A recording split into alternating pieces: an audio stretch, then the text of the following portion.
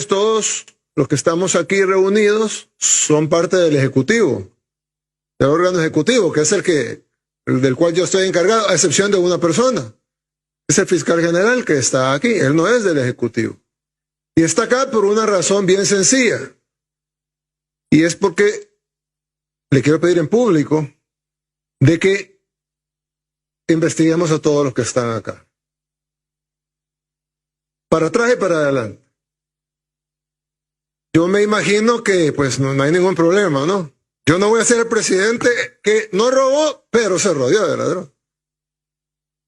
Pero que me recuerden como el presidente que no robó y que no dejó que nadie robara. Y al que robó lo metió a la cárcel. Ya hay un par que ya están en la cárcel. Hey guys, what's going on? This is Jay from the JCast podcast. As you guys already know, you guys already know how we feel about Nayib Bukele from El Salvador, and what he's doing so far. As far as we can tell, he's doing a fantastic job.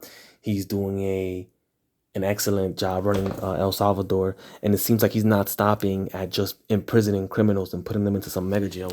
Now he also wants to grab political corrupted people who are corrupted in the political sphere, and put them in jail. And he's doing this by investigating the executive branch first.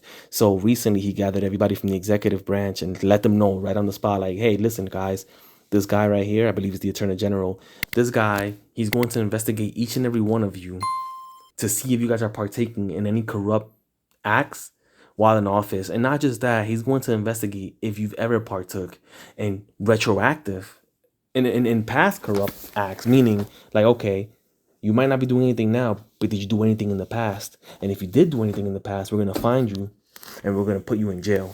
And people might be saying, sheesh, but shouldn't he want to cooperate with the people in the executive branch? Shouldn't he want to at least make peace with them? And I can see that point, but no.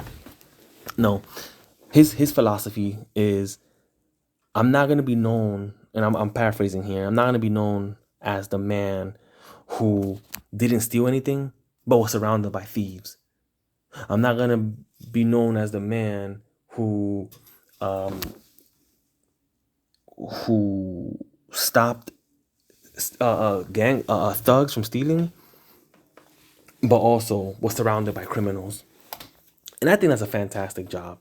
The way he's just moving to end corruption, the way he's moving to punish people who deserve to be punished for taking and ruining their country is absolutely fantastic. It's absolutely fantastic. And I think he's doing a good job. It kind of makes you look at the leaders in America and say, like, why aren't you guys doing this?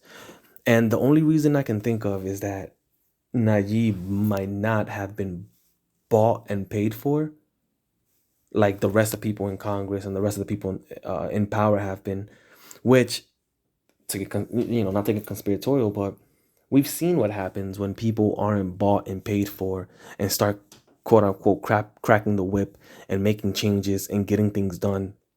We've seen what happens to those guys, right? We see what happens with those guys, C as in CIA. And at the end of the day, we're going to have to just wait and see what happens, because the real test of this guy's power is when it's time for him to step down, when it's time for him to say, hey, time in office is done. Is he going to give up that power? Is he going to give up the power to the next person and just let the next person ruin everything he's worked for his country? Right? So we're going to find out what happens. But as far as we can tell, Nayib Bukele is actually really doing a fantastic job. Objectively speaking, you cannot look at that guy who's putting criminals in jail. You cannot look at that guy who's after corrupt politicians and say, well, I don't like the way he's approaching X, Y, and Z. I don't like the way he can be catching innocent people. That innocent people can get caught up. And the idea is this. If you wage a war on criminals, if you wage any type of war, and I don't say this lightly, and I'm not even applauding this at all. In war, innocent people do get caught in the middle.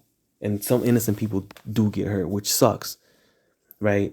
But if you're in a war, I can't really think of any wars in which innocent people didn't get hurt, right? And you don't want that, but at the end of the day, the country has lowered significantly its crime rate. It's not even a question. Innocent people can walk out and about in the streets now, and the country's becoming prosperous, which can lead to more foreign investment because there's less corruption. So let us know what you guys think. Is he doing a good job? Is he going overboard? Is he for the people? What do you guys think? Let us know in the comment section below.